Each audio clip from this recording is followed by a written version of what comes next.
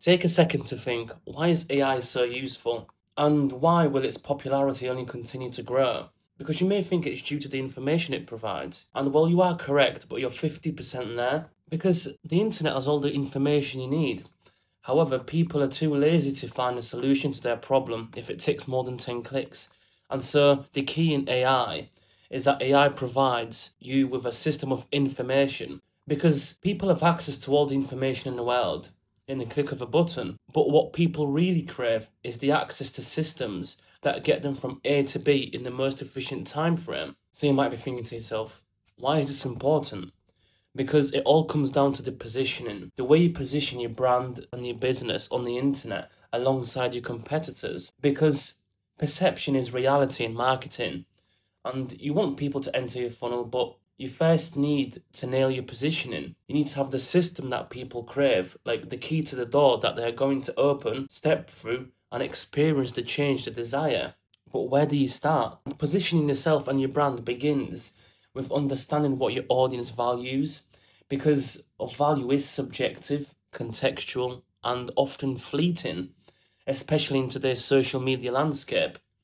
And as we spoke about in a previous video, in a customer's journey, a single moment of pain can devalue your entire brand and send it down the knife ladder. And perceived value of a product changes before they hop on the customer journey, during the customer journey, and post-purchase. So you do have to consider how you position your brand across all levels of customer awareness, as each level and its occupants will value different things. But what is universal is that value is relative to cost, and the way you position your brand should minimize these costs at each key touch point in order to strengthen the perception of your brand. And at each key touch point, it's urgent to help your customer to decrease the time spent thinking about the decision, decrease the effort to take that decision, to direct their attention to the desired action you want them to take. And most importantly, help them through the process so they don't fry their mental bandwidth. So at each key level, consider these. And if any of these aspects are hurting your brand's value, you need to consider removing these barriers before adding any motivations. So let's say now the road is clear. You've removed all the roadblocks and your leads are flowing through, but you want to speed up the traffic. And your strongest position starts with your why, because your why differentiates and relates.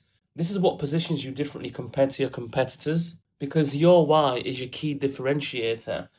The why is your key emotional appeal, and it builds a bridge between the cold, heartless company that they think you are at first and the audience, where the bridge helps the audience to understand the brand from a different angle and see if it aligns with their own values and beliefs. And if you can articulate this sense of belonging and the clear vision, then you are positioning yourself very strongly, because you would be surprised how many people open a business and they say that they have a vision, but it's just vague. And so your why and your vision of your brand help you to position yourself separately to your competitors, because you have a clear goal for your audience to see. And people like to be part of a movement, something bigger than them, an act of altruism, a solid and clear direction. And this unites your audience with your brand. And rather than bringing in fleeting eyes, you would slowly begin to build an audience of fans who will self-qualify for your product and service, streamlining your customer journey without any extra effort from you. However, clarity is key, because your audience needs a clear goal, a roadmap to that goal, and a clear overall vision, because your mind is a constant battlefield, and successful positioning and marketing depends on owning a specific position in the mind of the customer, because we are bombarded with information every day and everyone is jumping down each other's throats with who has the best features, best this, best that. But the important point is that it's not about who has the best feature, but the messaging behind it, the simplification of your brand, so that your target audience understands exactly why they are buying it, who they're buying it from, and what are they buying. Because 8 out of 10 times this is more powerful than just stacking features, and simplicity and clarity are critical. But the key issue with how people approach this, as mentioned in today's landscape, everything is branded as a personal brand, but it lacks the personal. So whilst some argue that the internet is too saturated or that the niche is too saturated, I'd argue because of this, it is easy to stand out, because your why and you as a whole as a person is what makes your brand and business stand out, your story and how you relate to others. And this is key in positioning because we live in a world where someone becomes successful and suddenly there are 50,000 copies of them because they believe the framework will work over and over again.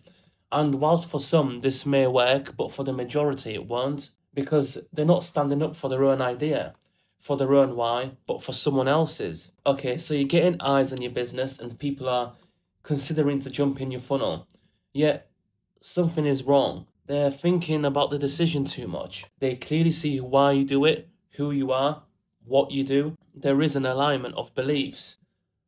But what's in it for them? What's in it for the customer? Because the way you position yourself needs to always speak directly to them. And it is as simple as asking yourself, what is in it for them? Because positioning is all about them, the customer, and not you. And the best and most successful brands and businesses on the internet are successful because they understand this, that something was missing and they positioned themselves in that gap, speaking to the audience directly because these understood what was missing and what the customers actually wanted. And this is successful positioning and marketing. So you have to stop focusing on the metrics of views, and start focusing on your smallest viable market. And what I mean by that is the smallest group of people who are willing to pay for your product. Why? Well, because when you focus on that small, highly targeted group, you are more likely to build a loyal fan base that spreads the word about your product. Because every time you try and brand yourself or position yourself in a new market, understand that the main criteria is how your product will improve their lives and how it can elevate your customer's identity or status within their social groups. And if you target these small groups, you begin to understand them more accurately, and then your audience becomes your best salesman. Because why try to thin your efforts out by trying to focus on an audience of millions when you can dominate a small niche and let them spread the word? And from there, lead generation is never a problem because you have positioned yourself as the authority. And are you the authority in the niche? Do you know the most? Well, maybe.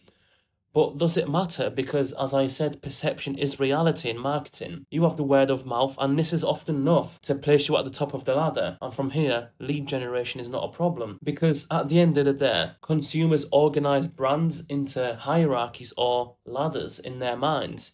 And each category has a mental ladder, and your position on that ladder matters to them. But let's say you don't get any traction. What if you're not at the top of the ladder? And there is no problem here because it's all about positioning yourself in a gap of unmet needs. And if you're not at the top, you have to position yourself relative to the ladder because it's about shifting the perception that your audience has about your competitors. And you might not factually be number one, but sometimes the best way to improve your position is to weaken your competitor's position by shifting the audience perception with your own brand. For example, highlighting where the brands at the top of the ladder lack by making it your top feature or priority, or creating a new category within the niche that no one can compare themselves to, putting you instantly at the top of the perception ladder. And so I hope you find this useful and that you've gained some insights into why positioning is your main weapon, no matter your size on social media. But remember, you have to approach this with empathy and trust-driven strategies by truly understanding your customers' desires, beliefs,